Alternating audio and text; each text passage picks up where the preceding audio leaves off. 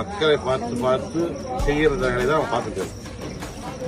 நம்ம குழந்தையிலிருந்து பெரியவங்க வரலையும் என்ன தேவை, வயதான வரலையும் அதுபோல் ஊனமுற்றோருக்கு என்ன வேணும், மாற்றுத்திறனான்னு சொல்லுவாங்க. ஊனமுற்றவங்களுக்கு புரியாது சொல்றேன். அவங்களுக்கு என்ன வேணும், அவங்களுக்கு உள்ளாட்சி கூட பங்கு, அவங்களுக்கு மாதம் என்ன பணம், திருநங்கைகளுக்கு பணம், ஒவ்வொரு எல்லாருமே அதாவது எல்லாருக்குமே செய்யக்கூடிய ஒரே அரசு நம்ம தமிழ்நாடு முதலமைச்சர் தான். வேற யாரும் செய்ய மாட்டாங்க. ஒரே ஒரு உதாரணம் சொல்றேன்.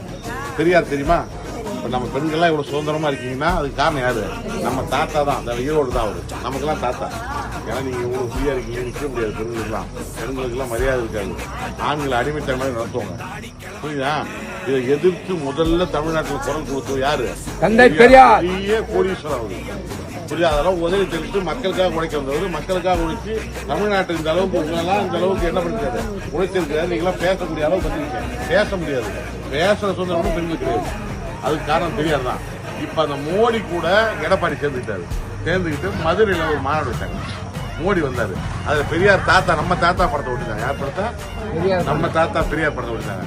அந்த படத்தை எடுறான்ட்டான் மோடி. அந்த படத்தை கூட எடுத்துட்டாங்க. யார் எடுத்தது? எடப்பாடி பழனிசாமி. அப்ப நீ பெரியார் படத்தையே எடுத்தனா நீ தமிழ்நாட்டு மக்களுக்கு என்ன செய்வோம் இல்லையா? மோடி பேச்சை கேட்டுக்கிட்டு நம்ம எதிர்ப்பாதான் பண்ணுவோம். இப்பயே நமக்கு பசங்களுக்கு படிக்கிறதுக்கான கல்வி உதவியை வழங்குறது யாரு? மோடி அரசு. நமக்கு என்ன திட்டம், மெட்ரோ ரயில் வேணுமா? தர்றதில்லை. புயல் வெள்ளம் வந்ததுன்னா நிதி